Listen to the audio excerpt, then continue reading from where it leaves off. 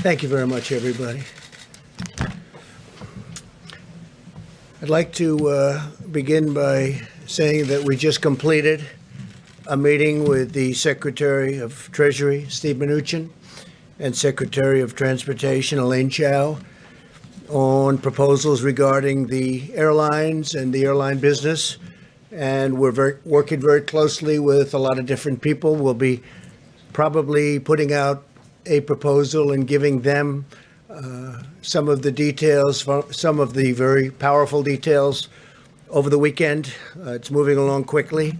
The airline business has been hit very hard, as everybody knows, and we are going to be in a position to do a lot to help them so that they keep their employees and they save their businesses. And that'll be taking place, I think you can say, over the weekend. We may even have discussions with some of the airlines or all of the airlines over the weekend. And I think it's going to be a very acceptable package. It's a very big package and a very acceptable package. It'll be good for our country, good for the airlines, good for a lot of people.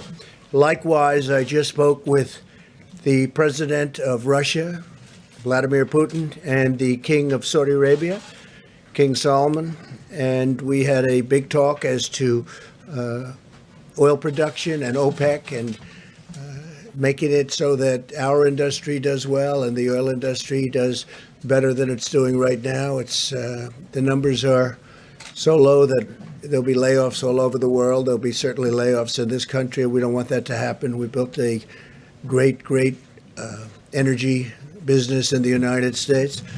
So we have tens of thousands of jobs. We had a very good talk. We'll see what happens. But as you know, OPEC met today, and I would say they're getting close to a deal. We'll soon find out. So that was a conversation we just had. So we had a busy hour and a half.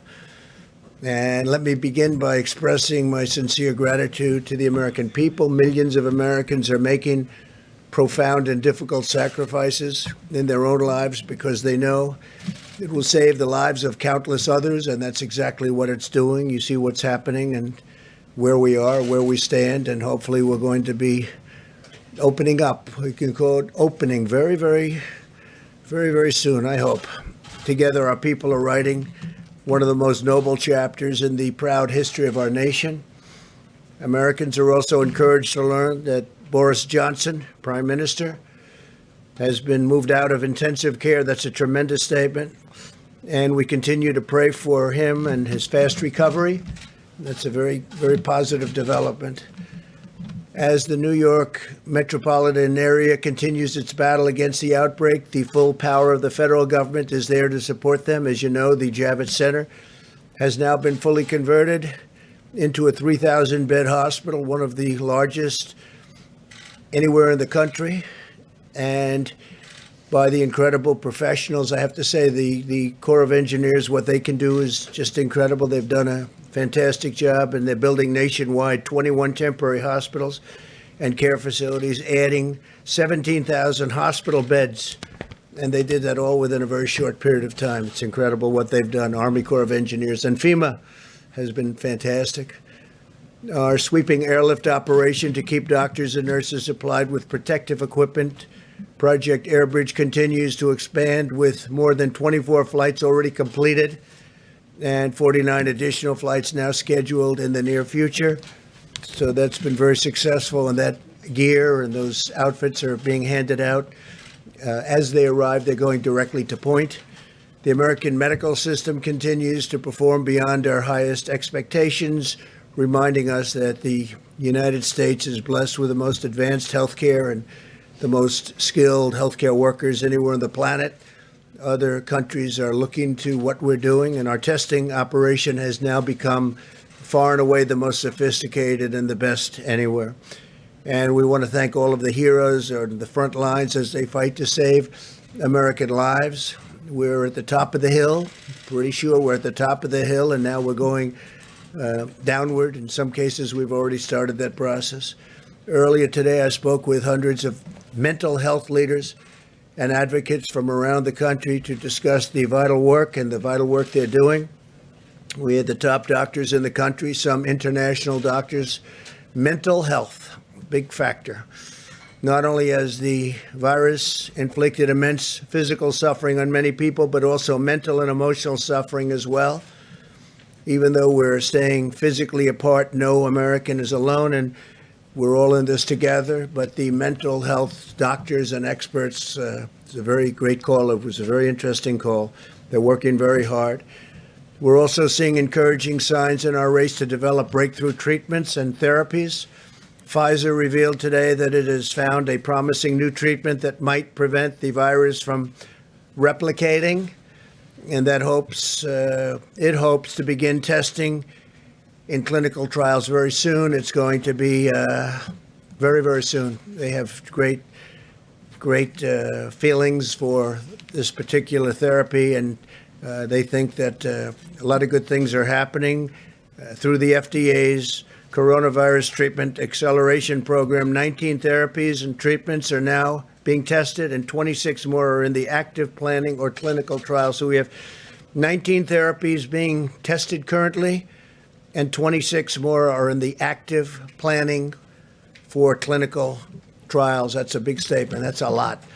Trials for Gilead's anti-rival drug remdesivir continue, and the company has also expanded emergency use for new patients, getting good early results, by the way. The companies that manufacture hydroxychloroquine are massively ramping up production.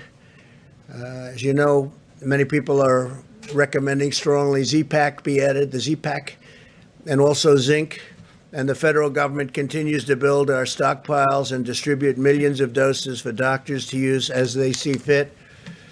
And I'm pleased to inform you we're just having a lot of good things are happening, but we'll have to see how that all works out. But we've purchased and we have stockpiled millions and millions of doses, and we're distributing it. Some states want it very badly. Michigan, we just sent a lot to Michigan and other areas. I'm reporting today that we passed 2 million tests completed in the United States, first time, most anywhere in the country. It's a milestone for our country. It's a milestone anywhere. Nobody's done anywhere close. Our tests are highly sophisticated and highly accurate. At the same time, we're making important progress on the economic front of this war. In a few moments, Secretary of Labor Eugene Scalia will explain new steps that we're taking to ensure American workers swiftly receive unemployment and paid leave benefits, and that employers protect the health and safety of all workers, including essential workers on the job, working very, very closely with workers and with employers. To provide further economic relief, the Federal Reserve announced this morning that it will provide up to $2.3 trillion in support to businesses, states, and local governments. $600 billion in loans will be available for mid-sized businesses with up to 10,000 employees, and $500 billion will be available for states, counties with over 2 million residents, and cities with a population of over 1 million. My administration is also working with Congress to replenish the very successful, incredibly successful, the way it's going, Paycheck Protection Program, which is allowing hundreds of thousands of small businesses to keep their workers on the payroll, meaning it'll keep those businesses open. We need both Democrats and Republicans to come together to get this the legislation completed, and it looks like it's on its way, but we need both. And it should be for people that are working, for the workers. And if you look and you see, we have a lot of people that are affected by that, and it's a very positive development. So we have to get a bipartisan approval of that, and hopefully that'll happen today. The Department of Education is also announcing the availability of more than $6 billion in emergency grant funding to assist college students impacted by the cancellation of classes and the suspension of housing.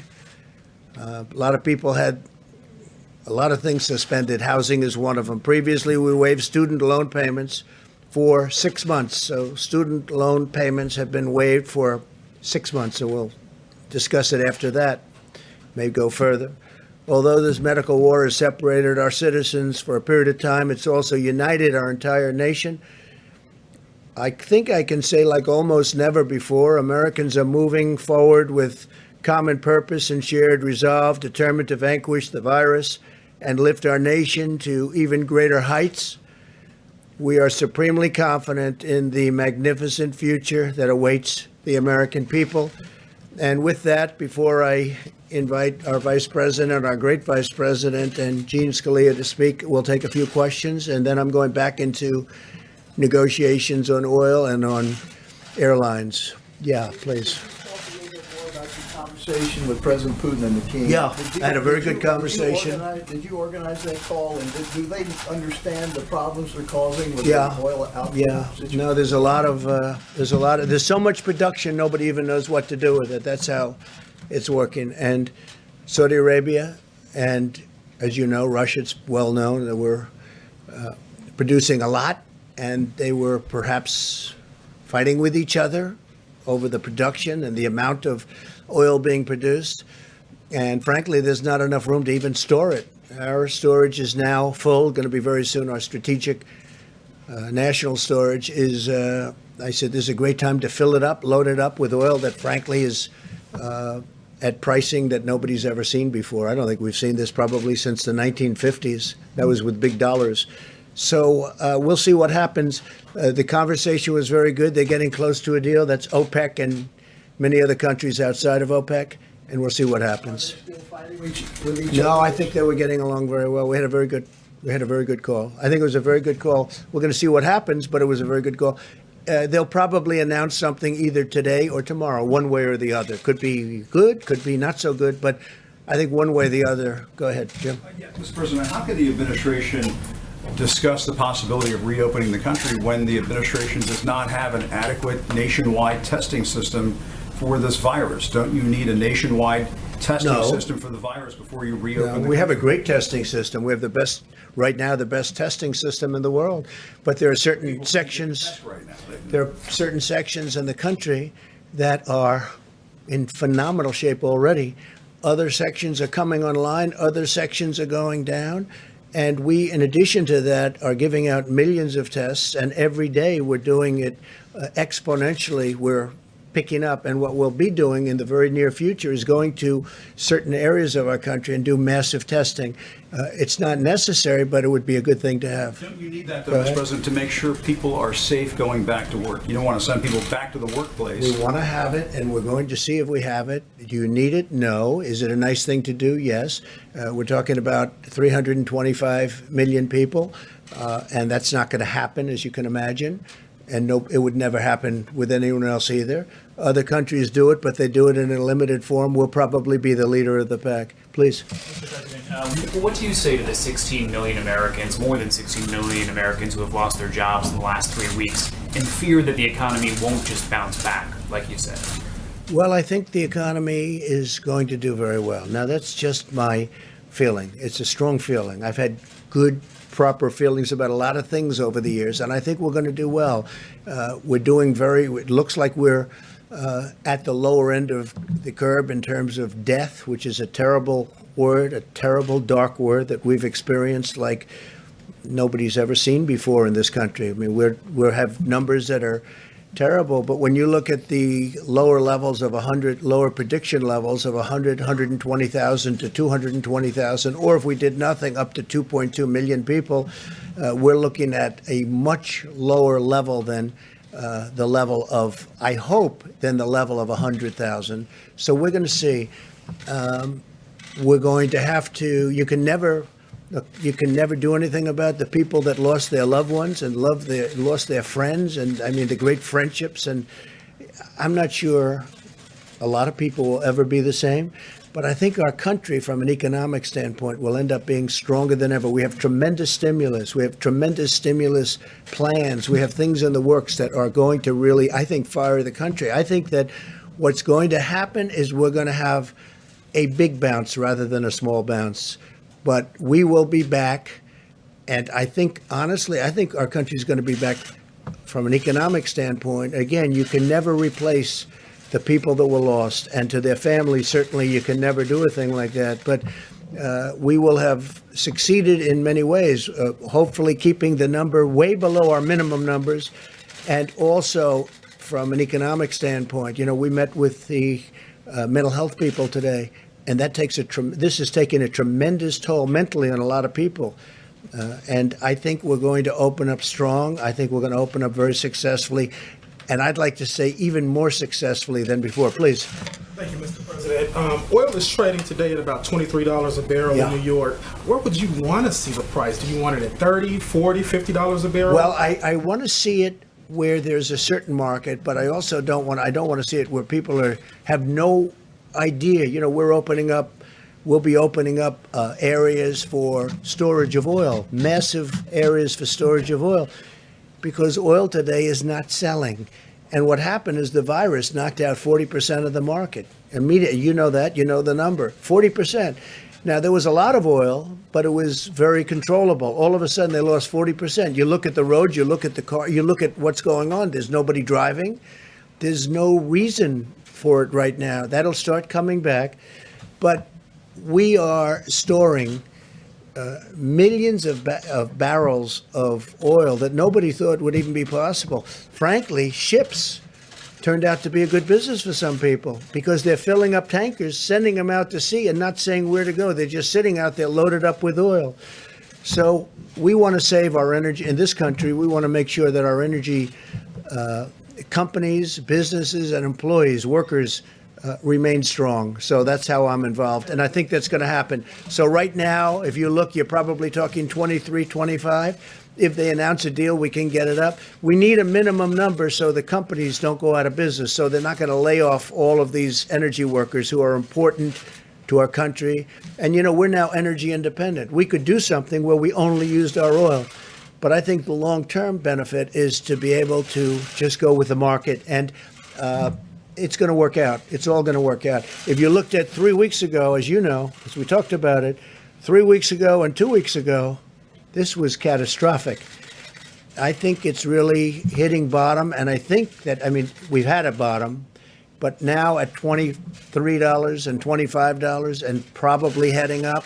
At the same time, we save our energy and we also produce great, cheap energy and we save our jobs. Yeah. I want to ask you about the Paycheck Protection Program, because every day we're hearing from small business owners who are telling us that their banks don't know how to access this money, they're trying to apply, they can't figure it out. So where does the fault lie? Does it lie with the banks? I don't think there's a fault. They're doing record numbers of dollars. They're dealing with many community banks. They're dealing with Bank of America, Citibank, a lot of Wells Fargo, as you know, is very much involved. And they're dealing with the bankers. Can't go that quickly, but I'm hearing it's a very, very successful rollout. They did want changes in applications. They want changes in loan requirements, et cetera. But they're taking billions and billions of dollars worth of loans. And in the very near future, the banks will be relieving the money. They'll be paying out the money. Yeah, please. Sure. Are you still expecting the USMCA to take effect on July 1st? And considering the fact that the auto industry is hurting these days, are you ready to postpone the Well, we have a application of the deal. new rules? Yeah, the deal is with Canada. The deal is with Mexico. We have a deal. And obviously, the deal is different from the standpoint that production will be lower. But we have a deal. It's a signed deal. It's a deal that's one of the worst deals that we've ever had was NAFTA, one of the worst trade deals ever made by any country anywhere. And we'll be terminating that. And the new deal is a great deal for our country. So that's something. Now, again, we get hit by the virus, and we'll see where that all goes. But certainly car production is going to be down for a little while. But ultimately, good for our farmers, great for our farmers. We'll be helping our farmers, by the way. We have money going out to our farmers in the pretty near future having to do with, you see what's happened. The farmers got hurt very badly by all of this. People are eating less from the standpoint that there's no restaurants are open, no businesses are open, no hotels are open. They'll start to come back. But we're going to be helping out our farmers. Yeah, please. All the new auto ahead. regulations. Thank you, sir. Philip Wegman, Real Clear Politics. Earlier, you mentioned Project Skybridge, and we're hearing that through that project, a lot of the PPE that was sent out to other countries is coming back to this country. Do you know when we will be able to bring a majority of that back? And then, are you frustrated that USAID allowed a lot of that aid to go out the door in the first place? Should they have brought it back? No, I'm not, before? because we're in very good shape. You'll be speaking with Mike Pence about this in a little while. You look at the hospitals, you look at what's going on. Yesterday I spoke with the governor of Louisiana. I'm saying, do you think we need that extra 1,000 beds that we're in the process of building? We are really in good shape. You're not hearing people are needing ventilators much. In fact, we're going to start helping other countries with ventilators. We're going to end up having a lot of ventilators for future should something happen for hospitals, ideally to keep and have. But no, I think we're in very, very good shape. We have calls with governors all the time, and the governor's in very good shape now. We have sent billions and billions and billions of dollars between ventilators, equipment, protective equipment, masks. We have 500 million masks coming. 500 million from one group. 500. It'll be 300 million and 200 million over a short period of time. Now, I think we're in very good shape. Please. President, speaking of testing, some experts, including Scott Gottlieb, have talked about 750,000 tests per week being needed before the economy is opened. Can you address that? Do you agree with those numbers? If not, how many tests per week do you think we should have before the economy is open? I don't like using the word needed because I don't think it's needed, but I think we're going to try and hit a number like that. That's a very high number, but we're going to be trying to hit it. And we probably might be able to do that. Please, go ahead. Sir. Go ahead, please. Thank you, Mr. President. Today, the Democrats pushed for more rescue money for states and hospitals, which are complaining that they need it to fight the coronavirus pandemic. Do you think hospitals and states need this money? Would you support? I do, and I do support something, but I support it for the next phase. It's much simpler in the next phase, whether that phase is infrastructure or whatever. So I'm going to leave you now with Mike Pence and with Eugene Scalia, and if you would, I look forward to seeing you tomorrow. We'll see you tomorrow. We have a lot of very big news to report. We've had a tremendous day between, I believe, what's happening with the energy industry and I believe what's happening with airlines. I look forward to seeing you. Thank you very much, everybody. Thank you. You still have not gotten the evidence of widespread voter fraud. Well, good afternoon, everyone. At the present moment, we have now cleared more than 2 million tests across the country. And I'm pleased to report we're testing more than 100,000 people a day now. But we're working around the clock to scale up the new types of tests that the FDA has approved in record time. And every American can be confident that we'll continue to build out that structure going forward for the weeks ahead and the months ahead. At the present moment, there's more than 450,000 Americans who have tested positive for the coronavirus, and sadly, more than 16,000 Americans have lost their lives. And as President Trump just said, our hearts go out to the families that have lost loved ones. And I want to assure you that all of us working at every level understand these are not numbers, these are lives. And our heartfelt condolences during this heartbreaking week go out to every American family that's lost a loved one to the coronavirus. It has been a difficult week.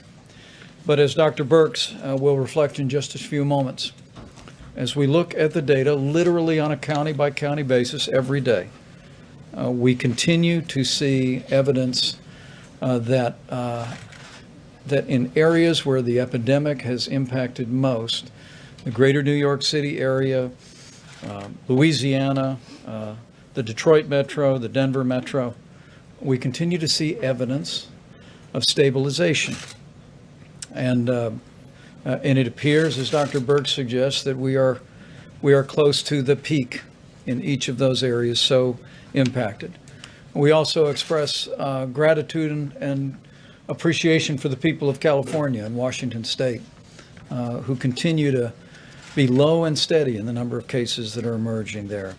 We're watching the Chicago metro area, we're watching the Boston metro area, and as Dr. Birx will discuss, we just continue to urge every American to put into practice the President's coronavirus guidelines, because all evidence indicates from the West Coast to what we're beginning to see in major outbreak areas on the East Coast, It's working, America. And it's working because you're doing it. And we encourage you onward in that. Today, the White House Coronavirus Task Force met, but most of the team also met with Republicans and Democrats in two separate conference calls of the United States Senate. Secretary Mnuchin, our health experts, Admiral Polovchek, Dr. Hahn joined us as we discussed a broad range of issues. The Treasury Secretary touched on the Paycheck Protection Program, now in day 5. Reporting $125 billion has been approved so far. 30,000 new individual users and 3,900 lenders are participating. We also discussed that the Treasury Department will issue a new frequently asked question document tonight, an FAQ as they're known, to clarify how seasonal businesses can participate in the Paycheck Protection Program as well. With regard to direct payments to Americans, the Treasury Secretary assured senators, and we assure every American, that we remain on the timetable where the first payments in direct deposits will go out by the end of next week. For the average family of 4, that'll be $3,400 in direct financial support, and will no doubt be welcome news. Anyone who is interested in additional information on any of these programs can go to treasury.gov or sba.gov. Since we last spoke, I spoke with Governor Laura Kelly of Kansas, Governor Andy Beshear of Kentucky. Also spoke to governors of Texas and Rhode Island. I assured each one of them, as we continue to work through the process of making sure that we distribute the resources at the point of the need, is that at President Trump's direction, our objective working through FEMA is to make sure that states have what they need when they need it. And to see the progress that we've made, the President just reflected on in New York and New Jersey, Louisiana, and the partnership we forged with governors in those states, California and Washington State before. We trust gives confidence to governors and leaders of states across the country, most importantly, our dedicated healthcare workers, that we will be there to meet that need should that need arise. At the present moment, FEMA reports the President has approved 54 major disaster declarations, and states around the country have stood up 29,000 National Guard, 11,000 of which are fully funded by the federal government under Title 32. Also, speaking of our military, at the present moment, we received a report today from the Department of Defense that 4,100 active duty military medical personnel have been deployed in New York, New Jersey, and Connecticut. And they are personnel that are working on the ground at the Javits Center, working, of course, at the USNS Comfort ship. But because at the present moment, the utilization of both of those temporary facilities has been fairly modest. The DOD actually worked with the city of New York to establish what amounts to a uniform temp service. They call it the bullpen. And today they literally deployed from the ship and from the Javits Center 75 medical personnel to relieve dedicated healthcare workers within the hospital system in the city of New York, and we'll continue to do that.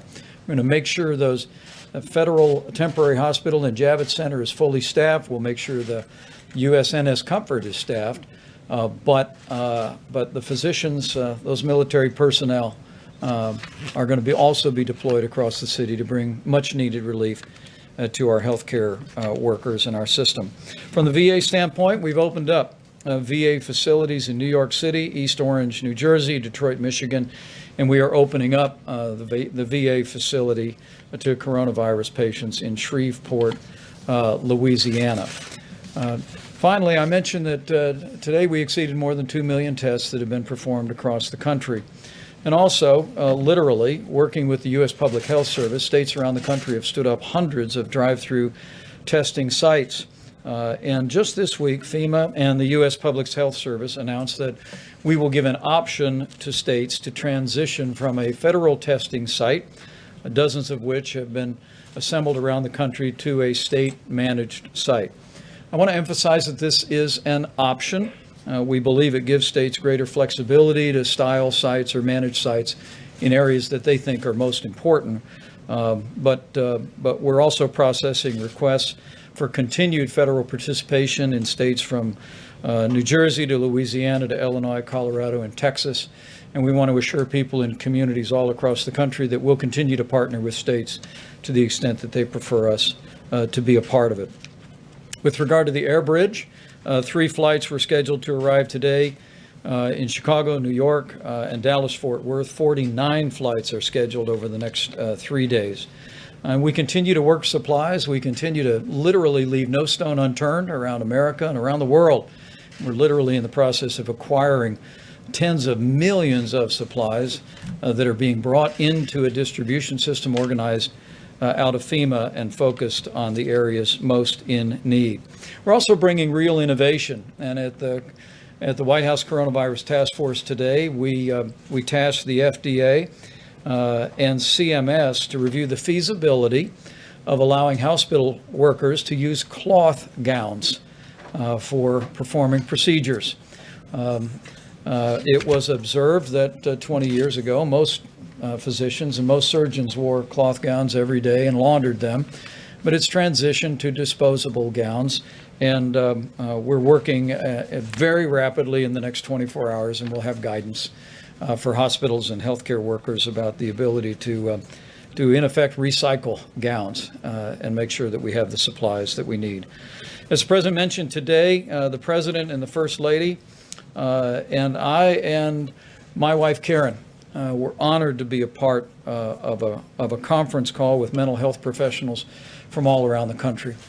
And we know while there are families that are struggling with the coronavirus and struggling with heartbreaking loss to the coronavirus, we understand this is a very challenging time for every American, but most especially Americans who struggle with mental disorders or struggle with addiction. And the President brought some incredibly dedicated people together to make sure that they know we're with them. Early on, the President expanded access to telemedicine, and we've also issued guidance for using technology to remain connected to social support groups. And we just urge everyone who may be feeling an emotional burden or a vulnerability during this time to reach out to the many resources that are there, and to know that you're not alone, that we're with you, and we'll get through this, and we'll get through this together. So despite heartbreaking losses that continue this week in communities from New York to New Jersey to Louisiana, there are signs of progress, and hope abounds. The reality is that we see new projections from the experts, and if the projections are right, it's because it's working, America. It's because the American people are putting into practice the social distancing, caring for their neighbors and their loved ones and their family members, and putting their health first. And we just want to urge every American to continue to put those principles and guidelines into practice every day. With that, I'm going to invite Dr. Deborah Birx up for an update. And Dr. Fauci will hear from the Secretary of Labor, and we'll take a few questions. Thank you, Mr. Vice President.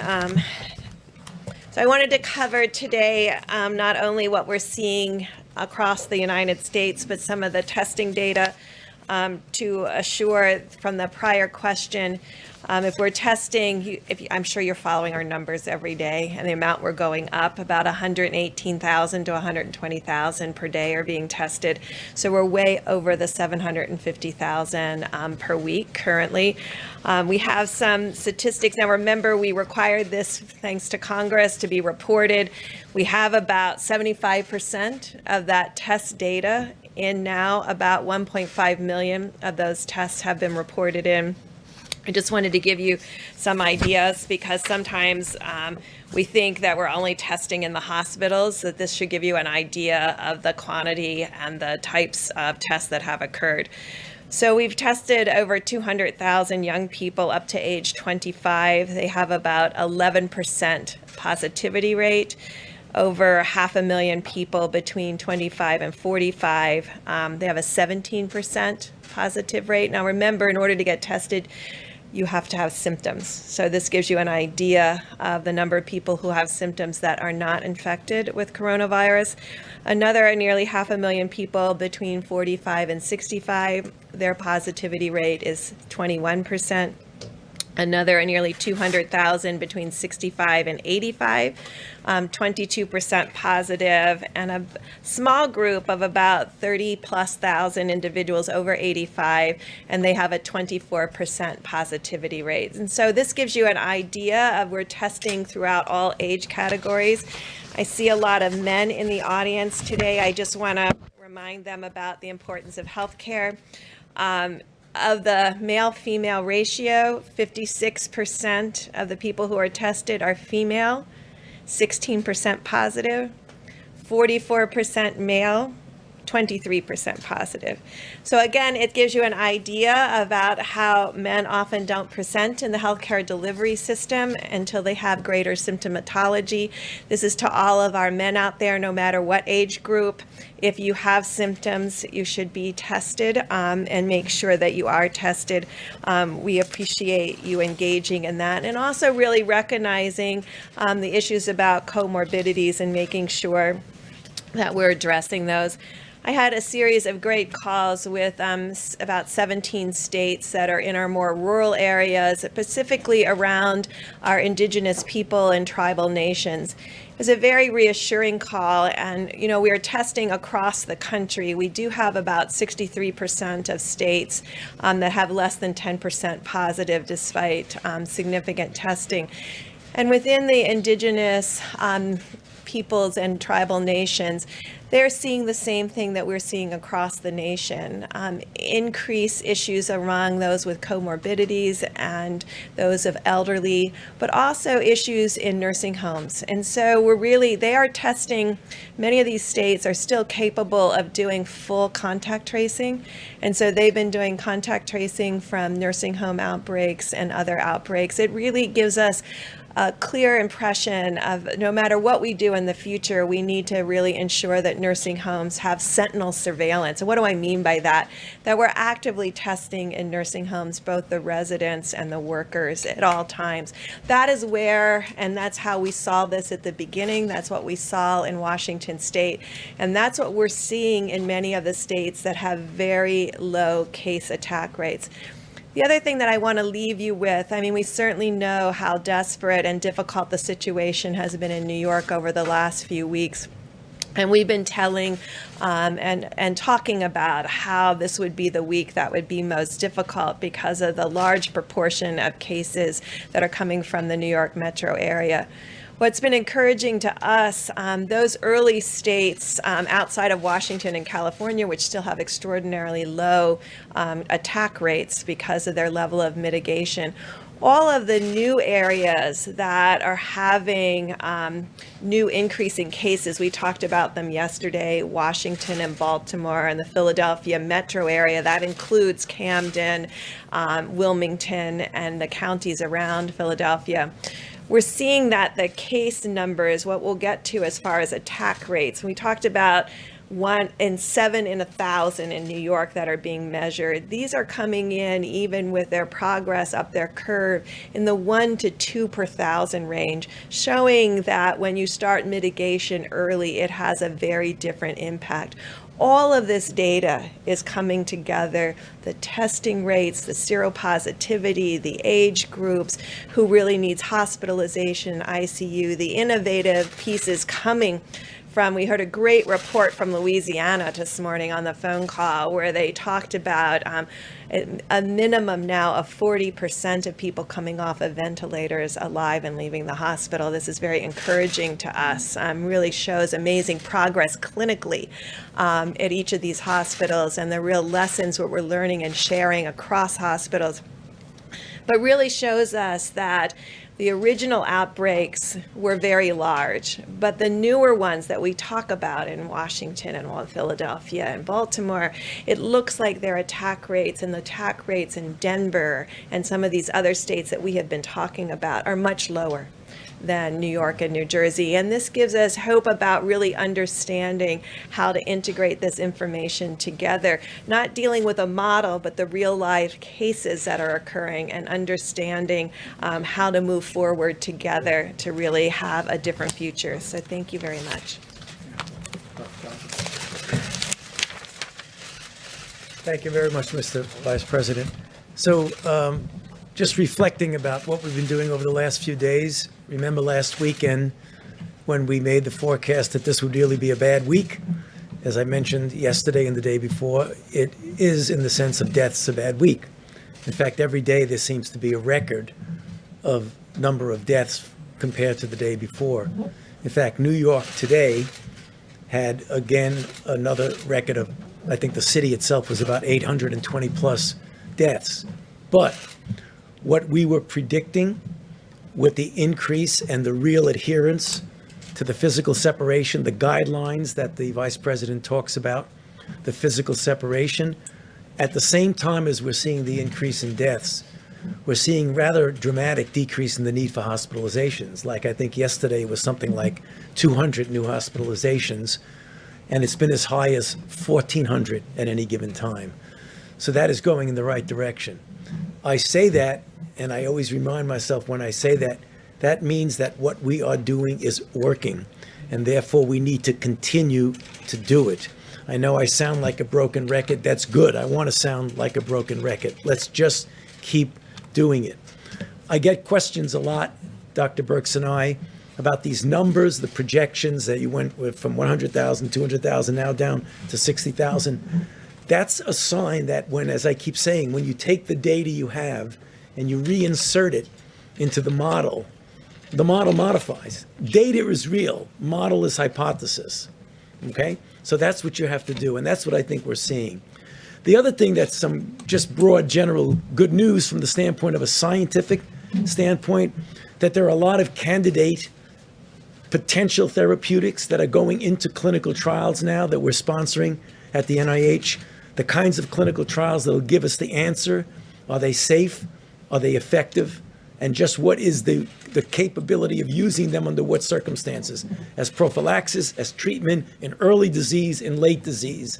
So as the time goes by and we have the public health measures to try and contain this, we're doing an awful lot from a scientific standpoint so that when we do get to next year, next fall, next winter, hopefully we'll have something that we can offer in addition to the very important public health measures. So I'll be happy to answer questions later. Mr. Secretary.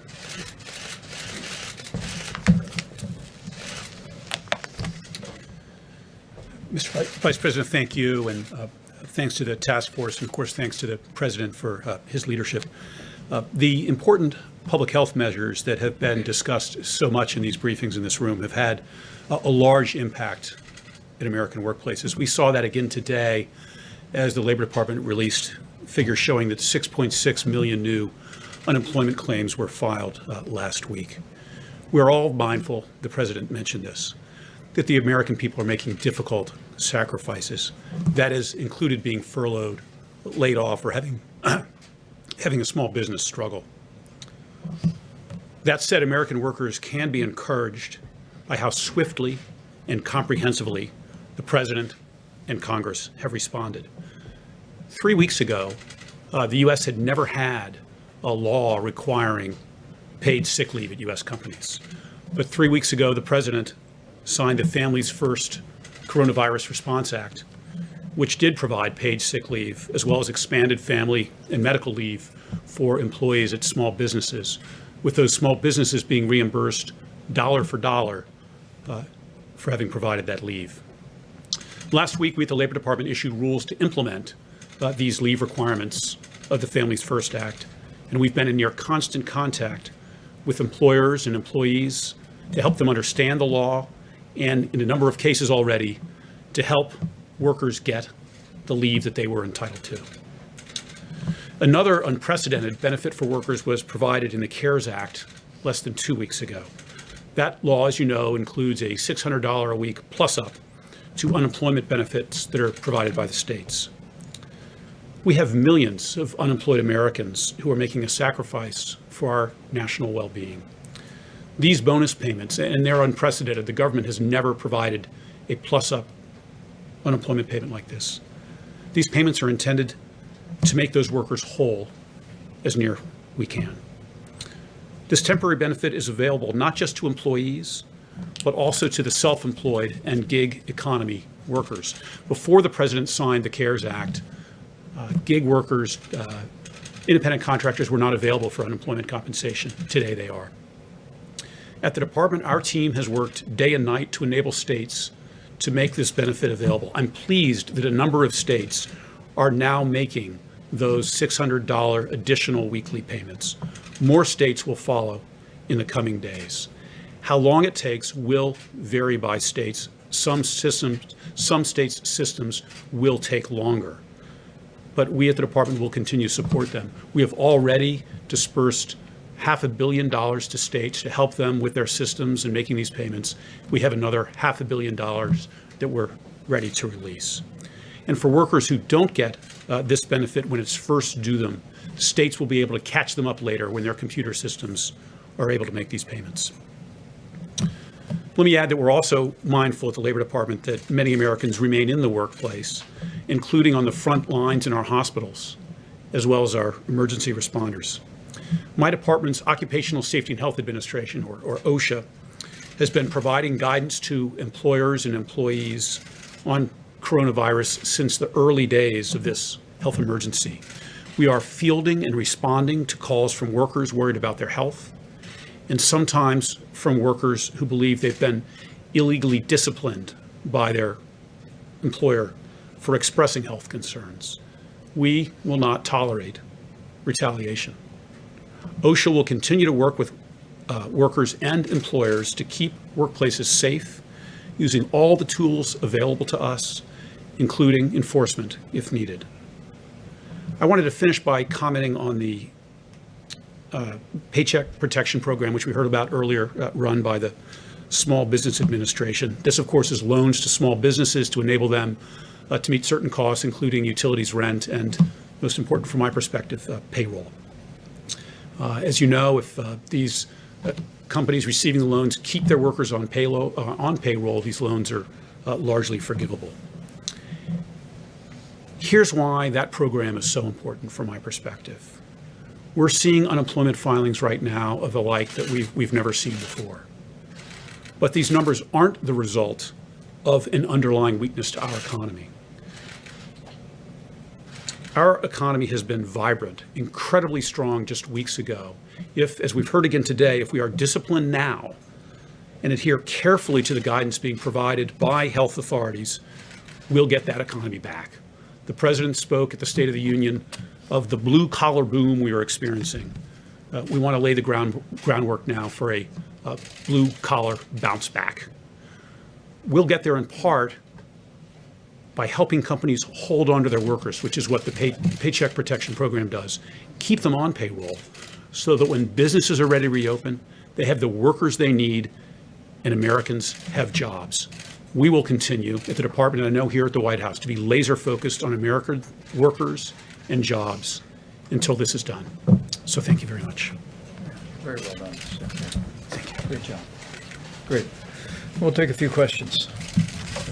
Yes, please. Mr. Vice President, a question for you and then a question for Dr. Birx or Dr. Fauci. Just to clarify, on the federal funding for testing sites in the states, are you saying that federal funding will remain for those sites and will it remain at its current levels? It's not merely federal funding, but in many cases we provided personnel from the U.S. Public Health Service and also flowed supplies, personal protective equipment that was required for some of the early forms of testing, but it's less required today with new formats for testing. But it is an option, and as I've made clear to several governors, we'll continue to partner with our states. But I have to tell you that the way states step forward with the concept of drive-through and community-based testing is really inspiring. For our part, working with FEMA and our great team at the U.S. Public Health Service, we've stood up some nearly 50 different drive-through test sites around the country, but literally there are hundreds that have been deployed by states and by hospitals and local healthcare providers But in this instance, we wanted to at least give them the option to take control of that, but we'll continue to resource them with personnel, supplies, and any other support that they need going forward. And then just a question for the doctors. I'm curious, did you see this information out of the CDC in South Korea today that shows that they're seeing evidence of reinfection in some people who had been cured of coronavirus? And what does that mean for our understanding of this? Have you seen that? I'm not aware of what you're speaking about now, but clearly there have been anecdotal mentioning of what appear to be reinfection. You have to really be very careful when you say reinfection, because and we were dealing with this with even Ebola back during the Ebola time, that someone might still, when someone does a test on them, do a PCR on a body fluid of some sort and be able to detect what are likely nucleotides that are not replication competent. So if you're telling me, which I don't think they're saying, that someone has coronavirus disease, they get sick, it's documented, they get better, and then a month or so later, they get sick with documented coronavirus disease. I don't think that's what they're saying, but I don't want to jump the gun on it until I see the data. They use the word reactivate. Is that different? Yeah. Well, yeah, what reactivating what means is that it depends what you mean by reactivating. If someone clearly is ill and they have virus isolated from them, that you may have a prolonged course. I'd like to see how long they reactivate. I mean, if they were sick and had documented virus, and then 3 months later they had documented virus, is that reactivation or is that infection with another virus? I'd like to see the data before I really comment on that. Yeah. Dr. Fauci, I wanted to ask about medical criteria. You had a discussion with Dr. Birx and the other public health experts on Tuesday, I understand. Can you discuss what is the medical criteria that you guys are discussing in order to reopen the government? What is the medical criteria? Well, it's less medical criteria than it is public health criteria. And that is, and I think it's really important because often people say reopen the government like it's a light switch that goes on and off for the entire country. We have a very large country with really different patterns of disease and outbreaks in different parts of the country. So it's not going to be a one-size-fits-all. It's going to be, what is the kinetics of an outbreak? Is it on the way down? Is it essentially out? Is it still smoldering and possibly going up? I think you're going to have to take it individually. And are there some benchmarks that you're looking at, though? I mean, are there some numbers that you're looking at, some data that you would like to see? What would you like to see before that happens? Yeah, well, I will allow Dr. Birx to come up with just my own opinion. I don't think they're going to be benchmarks that are going to be consistent from one to the other.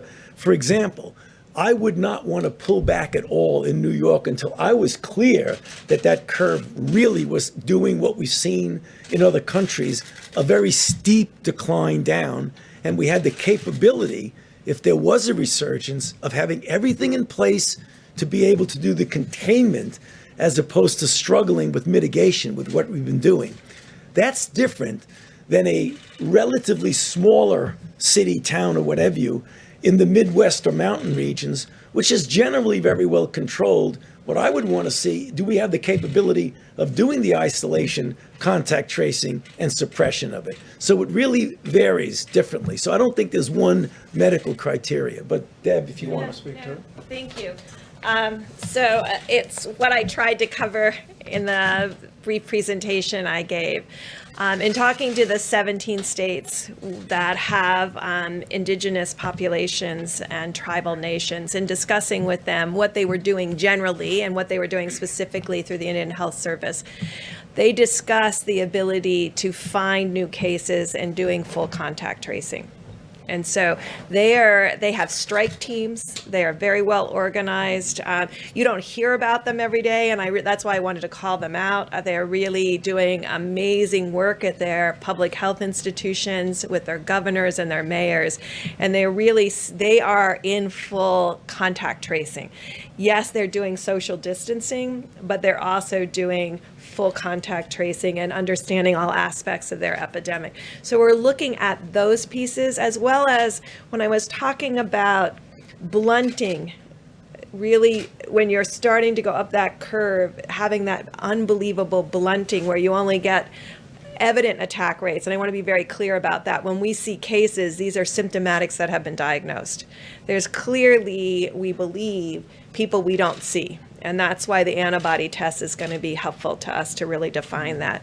So those are the pieces that we're bringing together to really analyze that. I did want to say the president talks about the 150 plus countries that are experience what we're experiencing. I just wanted to do a call out. We have Americans around the world in every embassy that are working with those countries now. This scarf came from Africa. It's one of my public health colleagues there. I just want to recognize the public health colleagues around the world who are doing all of this work together to change the course in their epidemics in every single country around the globe. Let me go to another question if I can, but in response to that, just so you know, what the president's tasked us to do is there's a number of working groups and that are looking at not only how do we reopen the country, but how do we stay open, and and I think most of America knows that no one wants to reopen America more than President Donald Trump, but the president's told us we need to do it responsibly, and we're going to follow the data. We're literally following the data on a county-by-county basis. This morning, we were literally presented with information of each county that had more than 100 new cases and had, it went in the other direction, had, less than 100 than the day before. It's really remarkable. And so I think what you hear the health experts saying will inform the president's decision and timing.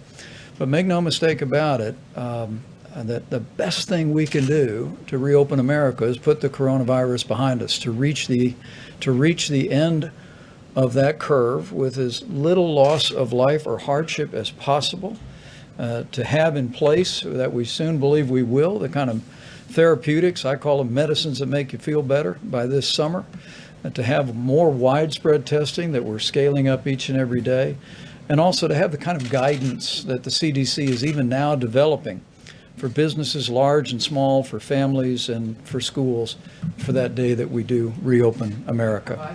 Question? Go ahead. I'm going to ask one more follow-up to the doctor. So it touches on this question of when to lean back on mitigation. There is a study out of Los Alamos this week that I hope you've seen. It's on the CDC website that looks at this question of R0, which is a technical term that you understand that has to do with the reproductive rate of the virus. The study shows that the R0 for coronavirus isn't between 2 and 3, as had been thought before, but it's actually closer to 6, which means that one person on average is infecting 6 others. So with this information, how does that impact the model? How can you begin to think about when to reopen society if it's more contagious than we thought before? Well, I can tell you as the layperson on the stage. Go for it. We have known from the beginning that this is at least 3 times more contagious than the flu. And I believe that fact alone has informed our projections and the modeling, but now I'll let the experts respond. I'll go quickly and then we'll tag team together. So when we've been talking about the asymptomatic group, and that's why I gave you that testing data where 11% of young people under 25 were positive, many of them very low-grade symptoms. What we will be triangulating for you is the testing data with hospital admissions, and then you'll be able to start seeing spectrum of disease. Because what you're not seeing in spectrum of disease is people who never even think that this is something significant, that what they have. We're seeing the significant cases.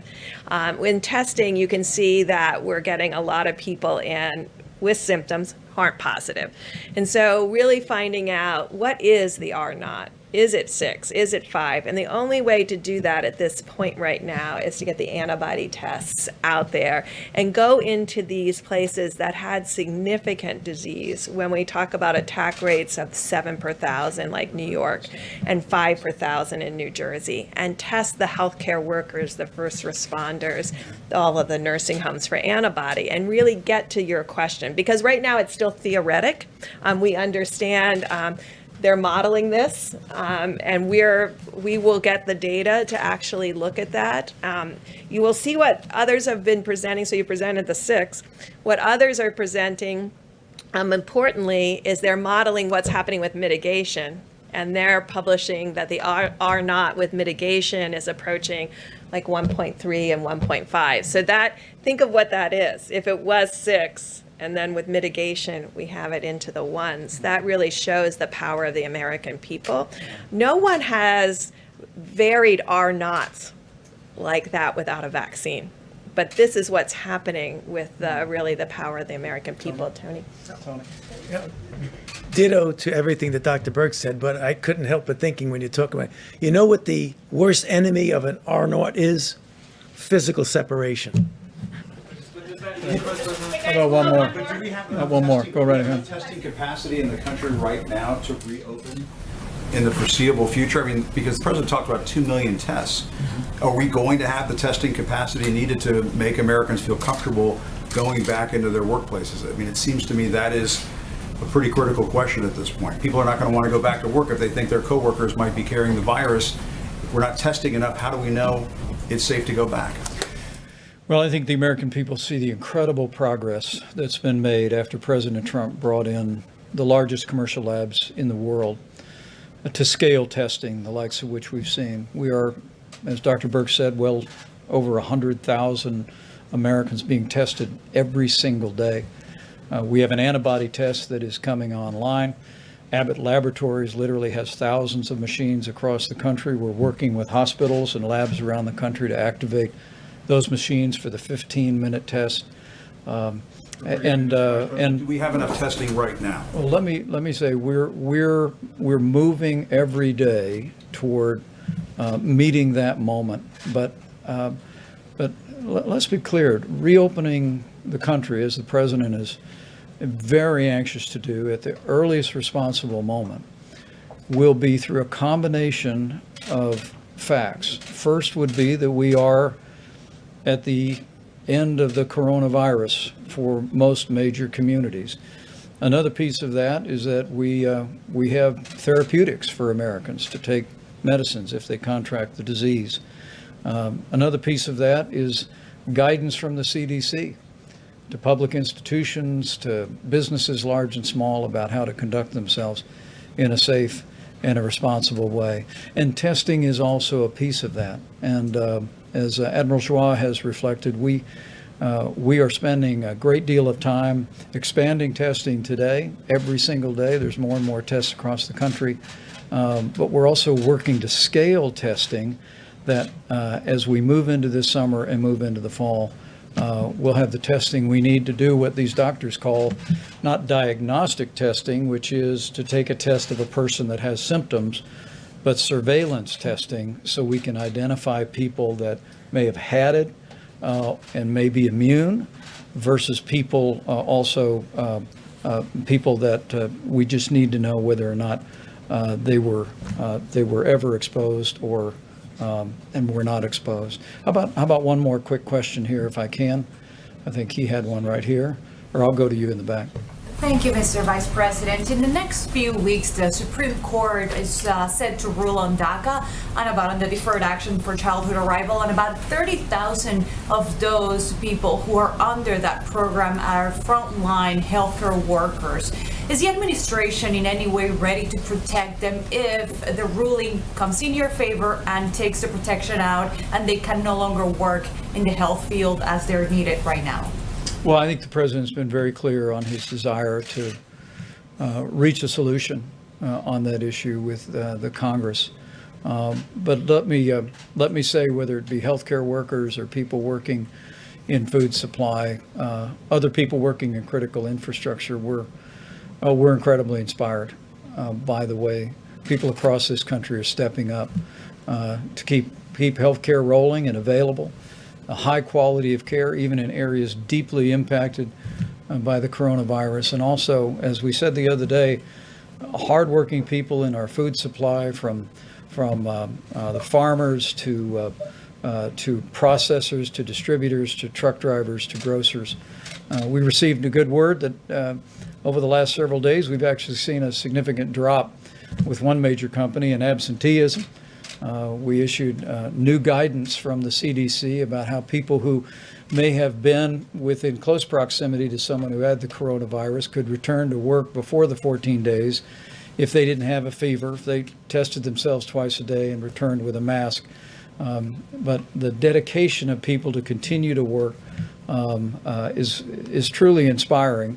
And I know as we go forward, we'll work through a broad range of national issues, but we're going to be incredibly proud for a long time by the way people all across this country responded to this moment. So thank you all very much. We'll see you tomorrow.